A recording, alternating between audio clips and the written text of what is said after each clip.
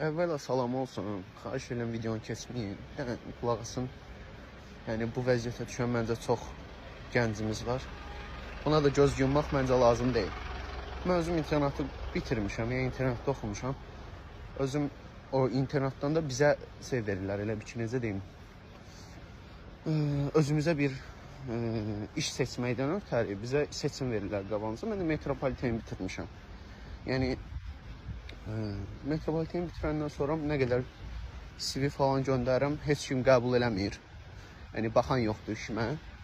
Özüm qarson işləyirəm, 450 manat maaşa, 10 saat iş vaxtı. Və indi də yaşamaq çox çətindir. Yəni bunu çəkməyə məcbur qalıb çəkirəm. Ola bilsin ki, hamı məndən razıdır. Nə qədər insanlar var ki, diplomu ilə işinə girə bilmir və yaxud da oxuyur, boşu-boşuna diplom əlində qalır. Yəni, yəqin ki, məndən razı olan insanlarımız çoxdur. Xahiş edirəm, bəyənib, qayd edib, yəni kimlərəsə göndərəyin. Görən olsa bəlkə belə bir şeylər davam eləməz.